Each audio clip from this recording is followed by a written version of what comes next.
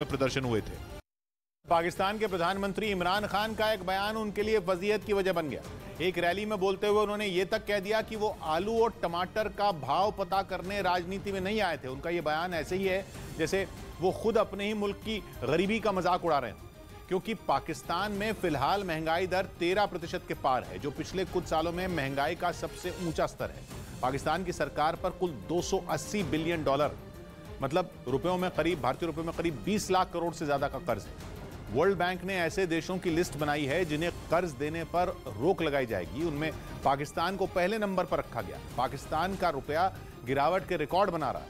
$1 खरीदने के लिए पाकिस्तान के 179 रुपए खर्च करने पड़ते हैं। जब इमरान खान प्रधानमंत्री बने थे तब $1 की कीमत 120 पाकिस्तानी रुपए के करीब थी। प्रति व्यक्ति आय में पाकिस्तान दुनिया में 174वें नंबर पर पहुंच चुका है।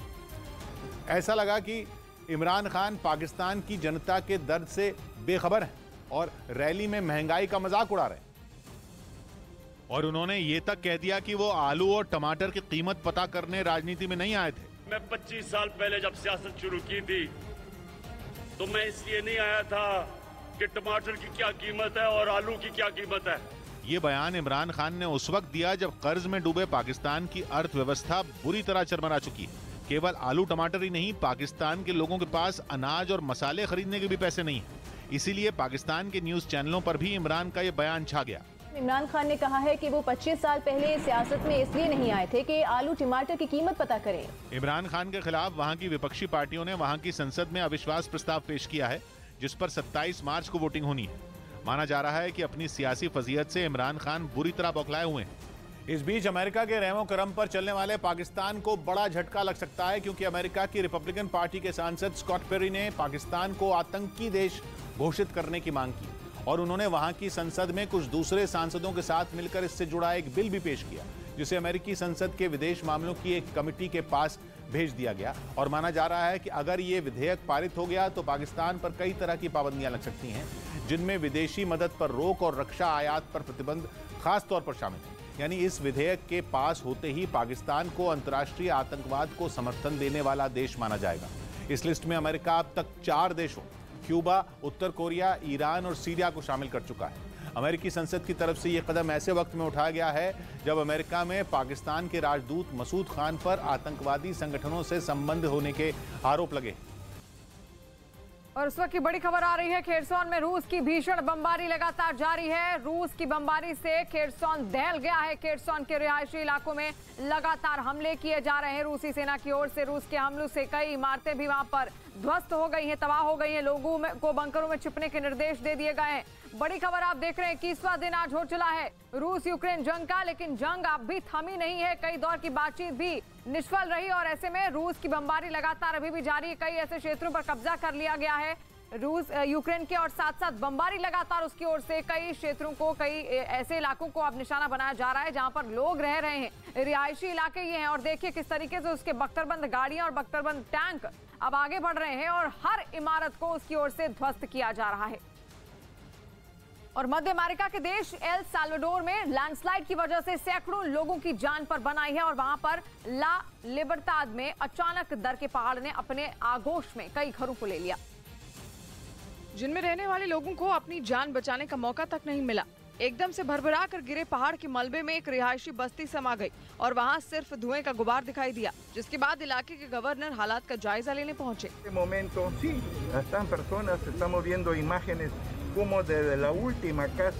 वहां से आए एक वीडियो में कुछ लोग इस हादसे में घायल हुए लोगों की मदद करते दिखाई दिए, जिसके लिए उन्होंने एक दीवार पर गड्ढा कर अंदर से एक घायल को निकाला और अस्पताल तक पहुंचाया।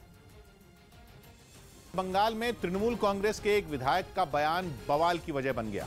टीएमसी के विधायक ने बिहार के लोगों के खिलाफ आपत्तिजनक बयान दिया, जिसका वीडियो इंटरनेट पर वायरल हो गया, जिसके बाद बीजेपी के नेताओं ने ममता बनर्जी की पार्टी को घेरने में देर नहीं लगाई। बंगाल में कहाँ बा? अबे बंगाल में कुछ नहीं तो जा भी यार। ये video Kolkata international book festival का बताया गया। टीएमसी के विधायक मनोरंजन व्यापारी बंगाल में रहने वाले बिहार के लोगों के बारे में बोल रहे थे। उन्होंने बिहार के ऐसे लोगों से बंगाल छोड़ने तक को कह दिया।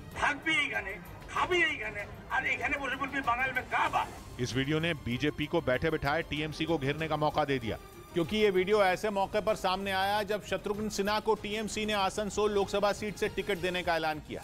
इसलिए शुभेंदु अधिकारी के निशाने पर सीधा शत्रुघ्न सिन्हा आ गए और उन्होंने टीएमसी विधायक का वीडियो ट्वीट करते हुए शत्रुघ्न सिन्हा को घेर लिया। इसकी बड़ी वजह बना टीएमसी विधायक का बीमारी वाला बयान। अपने भाषण में मनोरंजन व्यापारी ने एक बिहारी 100 बीमारी का नारा दे दिया। আপনাকেও কিন্তু সত্যি বলতে হবে, এক বিহারি 100 बीमारी চাই না, বাংলাকে बीमार मुक्त करो। मतलब ये कि टीएमसी विधायक बंगाल को बीमारी मुक्त नहीं बल्कि बिहारी मुक्त बनाने की बात कर गए। एक बिहारी 100 बीमारी चाहिए ना, बांग्ला के बीमार मुक्त करो। विवाद की वजह बने विधायक मनोरंजन व्यापारी बांग्ला भाषा के एक मशहूर लेखक भी हैं। पाकिस्तान में भारत की मिसाइल गिरने पर रक्षा मंत्री ने संसद में जवाब दिया और 9 मार्च को हुई घटना की हाई लेवल जांच का आदेश दिया।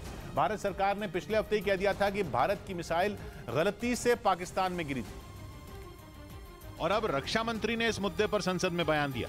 उन्होंने गलती से पाकिस्तान में मिसाइल गिरने के मामले की जांच का आदेश दिया। सरकार ने इस घटना को बहुत ही गंभीरतापूर्वक लिया है और इसके लिए एक औपचारिक उच्च स्तरीय जांच का भी आदेश दे दिया है। भारतीय सेना की बिना विस्फोटक वाली एक मिसाइल 9 मार्च को पाकिस्तान में गिरी थी। ये मिसाइल पाकिस्तान में 261 किलोमीटर अंदर बसे शहर चन्नू मियां के पास पहुंच गई थी, लेकिन इसमें विस्फोटक नहीं था, इसलिए किसी को कोई नुकसान नहीं हुआ। लेकिन पाकिस्तान ने इस मामले को हल्के में नहीं लिया और इस मामले की जांच की मांग की थी। यही नहीं, इस मामले में पाकिस्तान की एयरफोर्स के 3 अफसरों को नौकरी से हटा दिया गया। भारत में पाकिस्तान के एम्बेसडर रह चुके अब्दुल बासित तो इस मामले पर इतना परेशान हुए कि उन्होंने इस मामले का कनेक्शन रूस और यूक्रेन से जोड़ दिया। लेकिन इस मामले में अमेरिका ने भारत का साथ दिया और कहा कि पाकिस्तान में मिसाइल गलती से गिरी थी और इसके पीछे कोई दूसरी वजह नहीं थी। और यूक्रेन में जारी रूस की गोलाबारी की वजह से मिकोलाइव में एक तेल डिपो में भीषण आग भड़क गई और बताया गया कि इसमें कई लीटर तेल मौजूद था और इसकी खबर लगते ही रूसी फौज ने उसे निशाना बनाकर गोलियां चला दी, जिसकी वजह से वहां पर आग लग गई। डिपो में मौजूद तेल ने इसे भड़कने में और मदद की, जिसके बाद वहां आग के बड़े बड़े गोले बनते हुए नजर आए। चंद सेकंड के अंदर पूरा का पूरा डिपो जलकर राख हो गया और रात के अंधेरे में जलता डिपो और उससे निकलने वाले धुएं की वजह से वो किसी ज्वालामुखी जैसा दिखाई पड़ा, जिसका वीडियो वहां मौजूद एक शख्स ने बना लिया।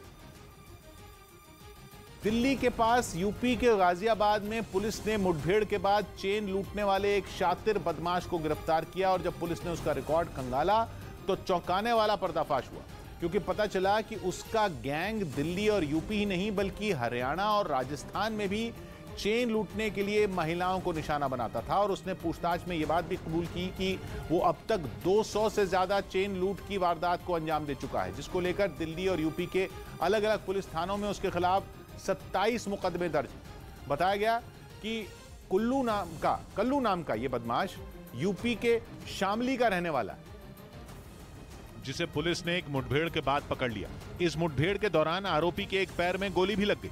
पुलिस के मुताबिक जब वो उसकी निशानदेही पर लूट का सामान बरामद करने के लिए उसे अपनी गाड़ी में लेकर निकली तो उसने टॉयलेट जाने का बहाना बनाकर गाड़ी रुकवाई और फिर अपने बगल में बैठे पुलिस वाले की पिस्तौल छीनकर भागने की कोशिश की। आरोप है कि रोकने पर उसने फायरिंग शुरू कर दी, जिसके बाद हुई जवाबी कार्रवाई में गोली लगने से वो घायल हो गया।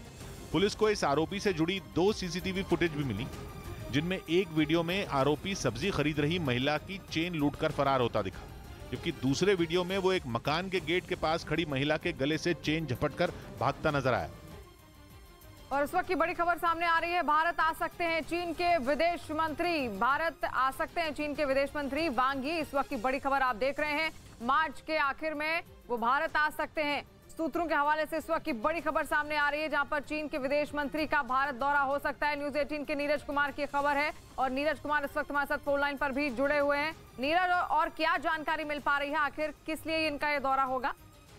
देखिए, बिल्कुल बहुत बड़ा दौरा होगा। अगर ये अंतिम रूप में होता है तो चर्चा जारी है इस दौरे को लेकर, विदेश मंत्री वांग यी के दौरे को लेकर। देखिए, महत्वपूर्ण जो कारण है इस दौरे का वो है ब्रिक्स की अध्यक्षता चीन कर रहा है, तो चीन की तरफ से एक आमंत्रण के लिए इस दौरे का आयोजन किया जाएगा। लेकिन अगर वो आते हैं तो इस यात्रा का महत्व इस मायने में होगा कि कोरोना के बाद पहली यात्रा होगी, गलवान की घटना के बाद पहली यात्रा होगी और पहली राजनीतिक यात्रा होगी पिछले 2 सालों में किसी भी मंत्री की।